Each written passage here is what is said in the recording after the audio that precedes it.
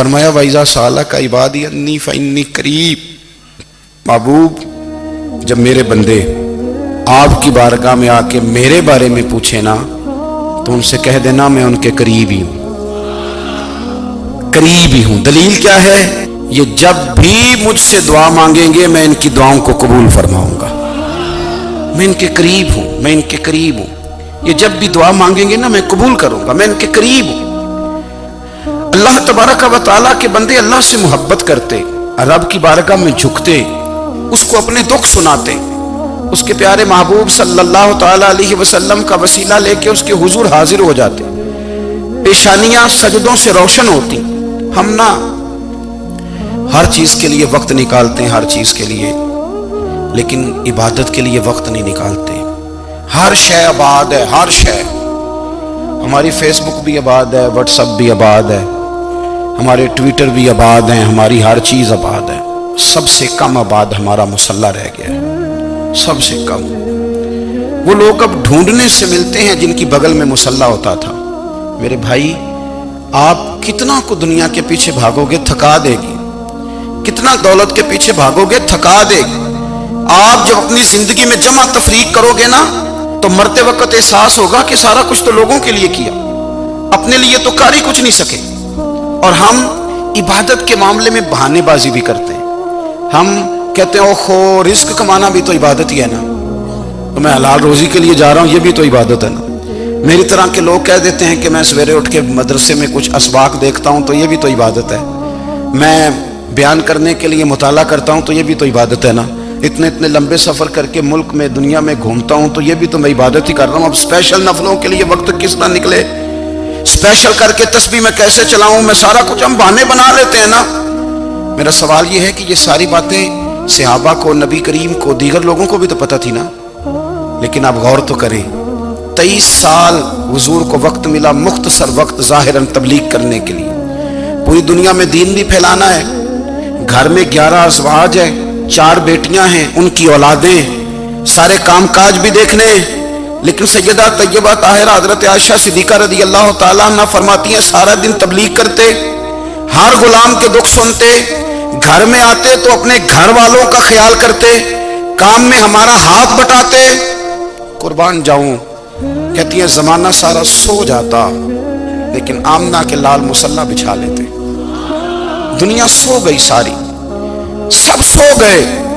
जो खुदाम थे, वो जो गुलाम थे, वो सो गए। सही मुस्लिम में लफ्ज मिलेंगे, सैयदा पाक फरमाती हैं ओ मेरे नबी के गुलामों, मैंने ये रंग भी देखा है कि हुजूर ने इतना खड़े रहे, इतना क़याम किया, इतना क़याम किया कि मुकद्दस पैरों में वरम आ गए, सूज गए पैर। इतने बड़े दिल पे हाथ रख के नहीं बता सकता कि मेरे कभी नमाज में पैर सूज गए, कोई नहीं बता सकता। बच्चों की रोटी कमाते थक गए, बात अलग है। हम सैर करने गए तो थक गए, बात अलग है। लेकिन इबादत में ये भी तो मुस्लिम शरीफ है ना, ये भी तो दीन है ना, ये भी तो हुजूर की सुन्नत है, ये भी तो वो चीज है जो करीम की आंखों की ठंडक है। सैयदा फरमाती है पैरों में वरम आ गए और सारी रात ही हुजूर ने नमाज पढ़ी और एक ही आयत बार बार दोहराई। मस्जिद नबी में बिलाल हबशी ने फजर की अजान दे दी और हुजूर अभी मुसल्ले पे थे। करीम फारिग हुए, मैंने अर्ज की या रसूल अल्लाह सल्लल्लाहु अलैहि वसल्लम, आपके तो सदके अल्लाह अगले पिछलों के गुनाह माफ करेगा, तो आप इतनी आहोजारी क्यों फरमाते हैं? आप तो शफी हैं, आप तो अंबिया के इमाम हैं। तो हुजूर ने फरमाया आयशा, तुमने गिनवाया है ना मेरे अल्लाह की मुझ पर कितनी रहमत है। अफला अकूना अब्दन शुकूरा, फरमाया अगर उसने इतनी नेमतें दी हैं तो क्या मैं उसका शुक्रगुजार बंदा ना बनूं?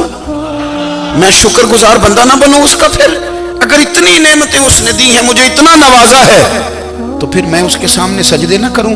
ओ मेरे भाई, बड़े काबिल फख्र लोग हैं हम कि हम नबी पाक के गुलाम हैं। हम काबिल फख्र हैं कि नबी करीम के गुलाम हैं। क्या कभी इस गुलामी के शुक्राने में भी 2 नफल पढ़े कि या अल्लाह तेरा शुक्र है तूने हमें हुजूर का गुलाम बनाया है? याद रखें कि अपनी रूहानी जिंदगी को आबाद करें, इस्तिगफार पढ़ें, तस्बीहात करें। हजरत अब्दुल्ला इब्न उमर रज़ी अल्लाह ताला अन्हु, हजरत उमर के साहिबजादे, मक्का मुकरमा में उनकी कब्र है। میں نے جب انہیں پڑھا تو مجھے ان سے بڑا پیار ہو گیا. لیکن آپ کو پتہ ہے وہاں جا کے کسی شخص کا مزار تلاش کرنا یا پوچھنا ایک مشکل کام ہوتا ہے. تو ایک دفعہ میں مکہ شریف میں حاضر تھا تو ایک گاڑی والا ڈرائیور مجھے کہنے لگا کہ مولانا میں آپ کو جانتا ہوں، مجھے آپ سے محبت ہے، ایک بات بتاؤں آپ کو. میں نے کہا بتاؤ. کہنے لگے حضرت عبداللہ ابن عمر کی قبر دیکھنی ہے. میں نے کہا یہ تو نہیں کہہ رہا، یہ کسی نے بندوبست کرایا ہے، یہ اللہ نے تیرے دل میں بات ڈالی ہے، یہ ہو گیا تو لے چل مجھے. حضرت عبداللہ ابن عمر کو نبی پاک نے فرمایا تھا راجل صالح، یہ نیک بندہ ہے، یہ متقی آدمی. حضرت عبداللہ ابن عمر رضی اللہ تعالیٰ عنہ سیدنا فاروق اعظم رضی اللہ تعالیٰ عنہ کے صاحبزادے ہیں، اور ان کی ہمشیرہ سیدہ حفصہ رضی اللہ تعالیٰ عنہ حضور کی زوجہ محترمہ. ایک دن اپنی ہمشیرہ سے کہنے لگے کہ نبی کریم صلی اللہ تعالیٰ علیہ وسلم گھر میں آئے نا، اور اگر حضور غم امت میں پریشان نہ ہوں، طبیعت کو حشاش بشاش دیکھو تو ذرا پوچھنا تو صحیح حضور کا میرے بارے میں کیا خیال ہے. پوچھنا تو صحیح کہ کریم کی بارگاہ میں میرا کیا مقام ہے، میرے بارے میں حضور کیا فرماتے ہیں.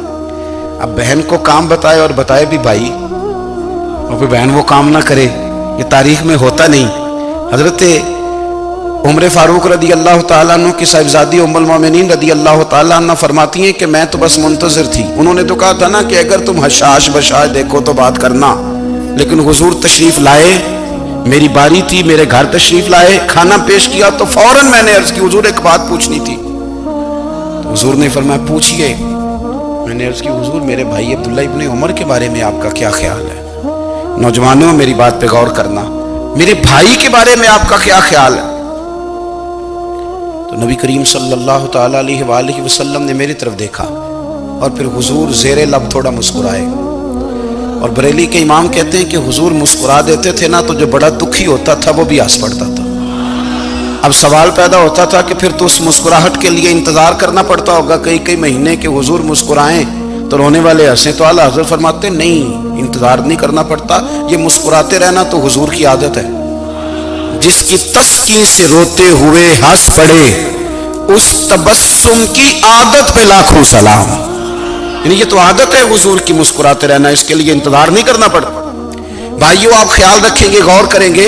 حضرت عبداللہ ابن عمر رضی اللہ تعالیٰ عنہ کے بارے میں پوچھا تو سیدہ فرماتی ہیں کہ نبی کریم صلی اللہ تعالیٰ علیہ وسلم نہ زیر لب مسکرائے اور فرمایا حفصہ تیرا بھائی ہے تو اچھا، لیکن میں نے سنا ہے کہ عشاء کی نماز پڑھتا ہے تو فجر تک سویا ہی رہتا ہے.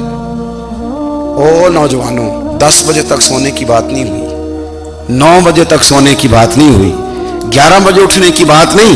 حضور فرمانے لگے میں نے سنا ہے کہ عشاء کی نماز پڑھ کے سو جاتا ہے اور فجر تک سویا ہی رہتا ہے. اسے چاہیے کہ تہجد کے وقت اٹھا کرے، اللہ کی بارگاہ میں حاضر ہوا کرے، آہوزاری کرے، سجدے کرے، عبادت کرے. اٹھتا ہے اور فجر میں جا کے اٹھتا ہے. حضرت جناب حفصہ رضی اللہ تعالیٰ عنہ کہتی ہے میں نے جناب عبداللہ ابن عمر کو پیغام دیا اور میں نے کہا میرے جوان بھائی سن. نبی پاک نے فرمایا ہے تو اچھا پر تہجد میں نہیں اٹھتا، نفل نہیں پڑھتا. او میری ملت کے جوانوں، مزہ نہیں آ جاتا جب ساری دنیا سوئی ہو، ساری دنیا، اور بستر بھی گرم ہو اور نیند بھی پورا غلبہ کر رہی ہو، اور اچانک گھنٹی بجے دماغ میں، آنکھ کھلے، گھڑی پہ نظر پڑے 3:30 4 بجے کا پیغام گھڑی بتائے، اور کوئی چڑھتی جوانی والا اٹھ کے وضو کرے، اور جب وہ مصلی کھول کے بچھائے تو مدینے والے محبوب کہتے ہیں کہ ہر نماز پہ رب ثواب دیتا ہے، اور جو اٹھ کے تہجد کی نماز پڑھے اسے دیکھ کے تو رب مسکراتا ہے. جو اس کی شان کے لائق ہے، جو اس کی شان کے لائق، وہ مسکراتا ہے، خوش ہوتا ہے کہ میرا بندہ تہجد میں اٹھ گیا، وہ مسکراتا ہے. کاش ہماری صبحیں کبھی اپنے مالک کے نام ہو جائیں. کاش کے صبح. حضرت ابو الحسن رحمۃ اللہ تعالیٰ علیہ حضرت معاذ ابن جبل رضی اللہ تعالیٰ عنہ کے پاس بیٹھا کرتے تھے. فرماتے ہیں ان سے جو پیار بڑھا تو پھر میرا مصلی سے بھی بڑھ گیا. تابعی ہیں، فرماتے ہیں صحابی رسول سے محبت ہوئی تو ذکر سے بھی ہو گئی، پھر درود شریف سے بھی ہو گئی. محبت ان سے بڑھی تو پھر اللہ نے مسجد کا پیار بھی بڑھا دیا. آپ فرماتے ہیں کہ میری ہر وقت طبیعت چاہتی تھی کہ بس اللہ اللہ کروں، بس اللہ اللہ کروں، بس نہ मैं ज़रा थोड़ी जान छुड़ाऊं लोगों से, कुछ 10 मिनट मिले तो मैं कुछ 4 नफल पढ़ लूं, मैं थोड़ा सा ना बचूं लोगों से, और मुझे तस्बीह मिले तो मैं ना कुछ 400-500 दफा इस्तिगफार पढ़ूं, सुभान अल्लाह, अल्हम्दुलिल्लाह, अल्लाहु अकबर, ला हौला वला कुव्वता इल्ला बिल्लाह, मैं ना तस्बीहात पढ़ूं। फरमाते हैं कि बच्चे थे घर में 6-7, गुर्बत थी, काम मिलता कोई नहीं था, और मैं काम चोर नहीं था, काम ढूंढता था, पर अल्लाह की कुदरत के काम नहीं मिलता था। फरमाते हैं कि मैंने एक दिन अपनी अहलिया से कहा कि आज मैं फिर जाता हूँ काम ढूंढने, तो मेरी बीवी बड़ी फर्मा बरदार थी, पर उस दिन ना गुर्बत के हाथों तंग आके कहने लगी, आज ना कोई तू चीज़ लेके आया, तो मुझसे बच्चों की भूख नहीं देखी जाती, ये सब रोगां दा रोग मुहम्मद जिस दा नाम गरीबी, कंड बुला के लंघ जाते नहीं दोस्त यार करीबी, आज ना कुछ लेके आया तो मैं बच्चे लेके चली जाऊंगी। शेख फरमाते हैं कि मैं बड़ा परेशान घर से निकला, पर मैंने सुबह से लेके जोर तक काम ढूंढा, काम मिला कोई नहीं। तो मेरे दिल में ख्याल आया, चलो काम नहीं मिलता तो अल्लाह अल्लाह तो करे ना, चलो बंदों की मजदूरी नहीं मिलती तो रब करीम की इबादत ही करते हैं। फरमाते हैं कि मैंने ना फुरात के पानी से वुजू किया, नहर के, शदीद धूप थी, साथ रेत थी और रेत तप रही थी, मैंने अपना रुमाल वहीं मुसल्ला के तौर पर बिछा लिया, और फरमाते हैं कि जोर से लेकर असर तक नमाज पढ़ी, धूप भी पूरे जोर पे, पर मेरे सजदे का ज़ौक़ भी पूरे जोर पे। फरमाते हैं सूरज भी चमक रहा है और रब की इबादत का ज़ौक़ भी पूरे जोर पे, मैं सजदा करूं तो फिर मेरा उठाने को जी ना चाहे। मेरे उस्ताद लिखा करते थे, ये उनका शेर है, वो कहा करते थे, मुझे सोज दे, मुझे साज दे, और मुझे नीम शब का न्याज दे, दम सजदा खुद को मैं तोड़ दूं, मुझे ऐसा ज़ौक़ नमाज दे। और मैं तेरी बहार का फूल हूं, मैं खिला भी हूं तो तेरे लिए, मुझे मेरी शाख से तोड़ ले, मुझे अपनी जुल्फ का नाज दे। भाई फरमाते हैं कि असर तक मैंने नफल पढ़े, दिल ढलने लगा, असर की नमाज पढ़ी और मैं वहां से चला। अब मैं जब निकलने लगा तो दिल में ख्याल आया कि छोटी छोटी दीवारें हैं घर की, बगैर कुछ लिए जाऊंगा तो बीवी दूर से देखेगी तो शोर करेगी कि फिर खाली हाथ आ गया है। कहते मैंने अपने उसी रुमाल में जिस पे मैंने नमाज पढ़ी थी ना, रुमाल में की आखिर पंजाबी जी साफा कहते हैं, उसी में ना मैंने कुछ रेत भर ली कि वो दूर से देखेगी तो समझेगी कुछ लेके आया है, चलो जाके उसे बता दूंगा कि आज फिर मजदूरी नहीं मिली। कहते हैं वो रेत लेकर जब मैं घर में गया तो पहले बीवी दरवाजे पे खड़ी होती थी, पूछती थी खाली हाथ आ गए हो, आज मैंने देखा तो है ही कोई नहीं। फरमाते हैं मैं अंदर दाखिल हुआ, सलाम लिए, कोने में मैंने वो रुमाल रख दिया और मैंने आवाज दी कि भली मानस कहाँ हो, तो वो कहने लगी आप मुंह हाथ धो ले, मैं रोटी लेके आई। मैंने कहा रोटी कहां से आ गई, यहां तो कई दिनों के फाके, तो कई दिनों की गुर्बत है, यहां तो इस घर में तो फकीरी है। फरमाते हैं कि वो रोटी लेके आई और उस वक्त की जो मौजूदा नेमतें थी, समझ ले सलाद अचार हर चीज साथ लाई। मैंने कहा कि बच्चे कहां गए, कहने लगी वो खाना खा के खेलने गए, आप खाना खा लें आ जाते। खाना उसने चुन लिया। मैंने हैरत अंगेज लहजे में सारी नेमतें अपने दस्तरखान पे देख करके बीवी से पूछा ये कहां से आया खाना, बच्चों को तूने कहां से खाना खिलाया, ये सारा कुछ कैसा है। कहने लगी पता नहीं आज आप किस करीम की मजदूरी करने चले गए थे, पता नहीं किस करीम की, मेरे घर में तो इतनी नेमतें आई हैं कि मुझसे संभाली नहीं जा रही, इतना अनाज है, इतना गंदुम है, किस करीम के दरवाजे आज चले गए थे। ये कहते कहते वो उठी और उठ करके कहने लगी पहले बड़ा कुछ आया था, अब क्या ले आए हो। और जा करके ना उसने वो रेत वाला रुमाल खोला, कहने लगे मैं तो लेके आया था रेत, तो मेरे रब ने उसे भी सोने और हीरे बना दिया था। जब आपकी तवज्जो अल्लाह की जानिब, मेरे नबी पाक सल्लल्लाहु ताला अलैहि वसल्लम ने फरमाया हर चीज अपने रब से मांग, हर चीज मांग, हर चीज मांग। या रसूलल्लाह क्या कुछ? मेरे महबूब ने फरमाया तेरे घर में नमक भी खत्म हो जाए तो वो भी अपने रब से मांगा कर, तू मांगना वो तुझे देगा, तो उसकी बारगाह में कशकोले तलब दराज तो करना। और तिरमिज़ी शरीफ में अजीब लफ्ज है, रसूल कायनात ने फरमाया, रब करीम फरमाता है जब मेरा बंदा हाथ उठाता है ना तो मुझे हया आती है कि मैं खाली कैसे लौटा दूं इसके। इतने बड़े बादशाह की बारगाह में दुआ की बड़ी ताकत है। मेरे नबी पाक ने फरमाया दुआ मोमिन का हथियार है, दुआ मोमिन का, दुआ मोमिन का। हुजूर ने फरमाया तकदीर को स्वाए दुआ के कोई चीज नहीं बदल सकती। دعا مومن کا ہتھیار ہے، یہ کافر کے پاس کوئی نہیں، یہ ہتھیار ہے مومن کا۔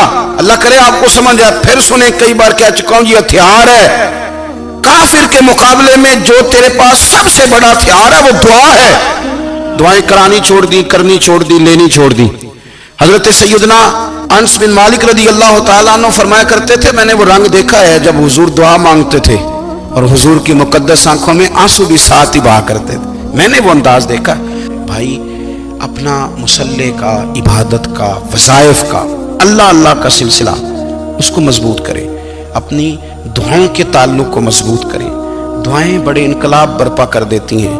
ہم تھوڑے تھوڑے نا جب سے خشک ہوئے ہیں نا، خشک، اور میری تو جماعت ہی صوفیاء کی جماعت تھی، ہم تو داتا علی اجمیری کی جماعت سے، ہم تو خواجہ اجمیری کی جماعت سے، ہم تو شیخ احمد فاروق سرہندی کی جماعت سے، ہم تو صوفیاء کی جماعت۔ ہماری جماعت نے بھی وہ تعلق جو ہمارے بزرگوں نے بنایا تھا۔ بزرگ اللہ کے قریب کیسے جاتا ہے؟ تو ہمارے یہاں نا بہت سارے لوگ کہتے ہیں جی نظر ہو گئی تو کام ہو گیا۔ بھائی جو بخاری مسلم میں طریقہ ہے نا اللہ کا قرب پانے کا، وہ تو نفل ہے۔ نبی کریم علیہ السلام نے فرمایا بندہ نفلوں کے ذریعے رب کے قریب جاتا ہے، اور اتنا قریب جاتا ہے کہ پھر اللہ اس کی زبان بن جاتا ہے، اللہ اس کی آنکھیں بن جاتا ہے، کان بن جاتا ہے، ہاتھ اور پیر بن جاتا ہے۔ تو یہ تو عبادت ہے، یہ تو اللہ کی بارگاہ کی حاضری ہے جو آپ کو اللہ کے قریب کرے گی۔